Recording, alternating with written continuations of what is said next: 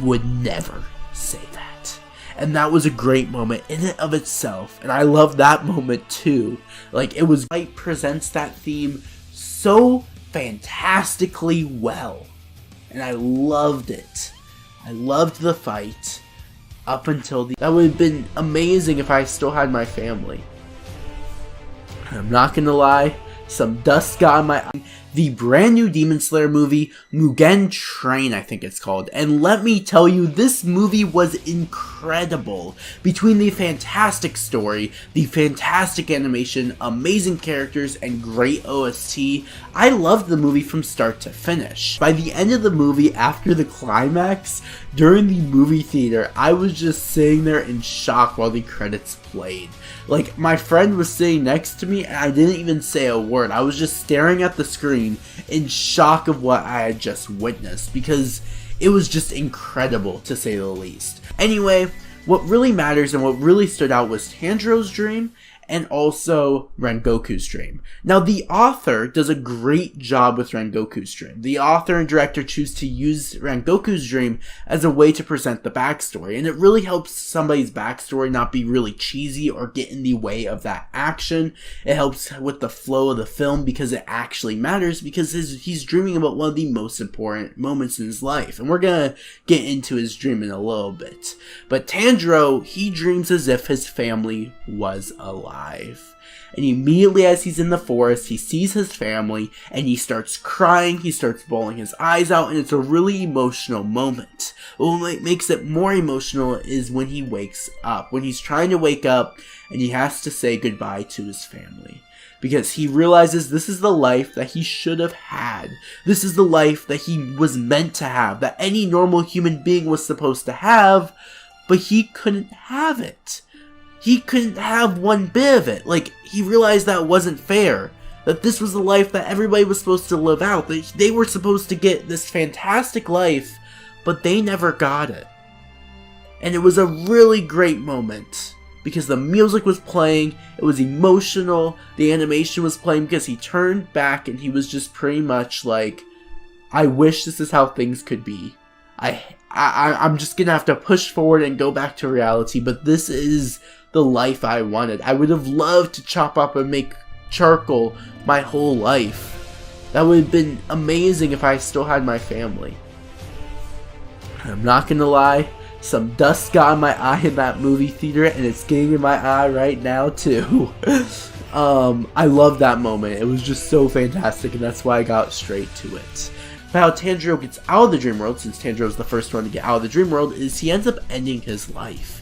He figures out that the only way out of the dream is to slice up his throat, and he ends up doing it. And it takes a lot of guts to do that, because that was right after the emotional moment where he looks at his family and he's like, this is the life I should have had. This is how life and things should have gone, but they didn't because life is unfair. And that is just, again, it takes a lot of guts to cut your own neck even in a dream, let alone that. Anyway, immediately we get a new light to Tanjiro, and I really like this aspect. Basically, for the first time, Tanjiro is genuinely pissed, and he has intent to almost destroy this demon. So far in Demon Slayer, every time Tanjiro kills a demon, he tries to do so gracefully. He tries to give them forgiveness in a sense. But when it came to Enmu had no redeeming qualities to him. Enmu just wanted to torture human beings pretty much and live his life and become one of the strongest demons. And pretty much this whole film is about him being mind destroyed. Like, his brain mentally is being so damaged in this film. And pretty much his whole family's around him, like, saying, why did you kill us? How dare you? How dare you live life as if we never existed? How dare you do all these things and have a fun life? What if it was you? You deserve to be hurt. I can't believe you. The mother comes out and starts blaming him. But then he slices his throat and says out loud to Enmu, I know for a fact my family would never say that. And that was a great moment in and of itself. And I love that moment too. Like, it was great. Every moment in this film was great. And they start fighting back and forth, and oh my gosh, the animation is incredible. And when I tell you incredible, this might be one of the best animated fights in all of anime. It looks so amazing as we reveal more fire techniques, as the blood demon arts are shown more through Akaza, and how they are so much more powerful than Tanjiro. Like, the comparison, like, this is one of those moments when, like, take, like, Bleach. This is when Ichigo realized how much stronger Byakuya was than him. Basically, this shows how much stronger Hashiras are compared to Tanjiro, somebody we thought was pretty powerful. Tanjiro can't even comprehend their speeds. He can't even keep eye contact and see where they're going because they are just moving so fast. And it's incredible. Again, the animation is amazing. The OSTs in this moment were fantastic.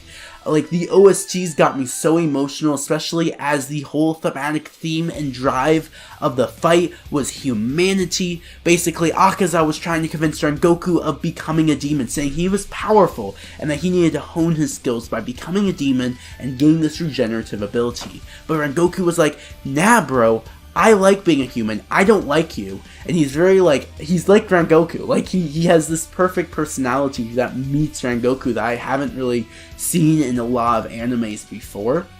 You see, one of Akaza's arguments was like, humans grow old and weak eventually. Become a demon and you'll never become weak. I never want to see a warrior like you, as strong as you, become weak eventually. And Rengoku's response to that is, old age and humanity is part of the beauty of humanity. And that is one of the, again, humanity, one of the themes of Demon Slayer. And this fight presents that theme so fantastically well. And I loved it. I loved the fight up until the end, where it became a goated fight. But right before Rengoku ends up dying, we see Rengoku see the spirit of his mother. And it's a super impactful moment once again as we see Rengoku pretty much ask his mother if he did it, if he accomplished what she saw in him. And she responds, yes you did, Rengoku. And it's beautiful, there's amazing music, and he gives that final smile as he passes away. And as the story continues, everybody begins crying. And this is the second part I cried at during the movie. I cried during the fight as he was dying from, death. I was just in shock and tears were starting to come out. Some dust got in my eye, one could say. I loved this movie and all. Again, it had amazing music. The characters were phenomenal. Rengoku is the GOAT! Oh my gosh, the way that it told his story was so unique and fantastic.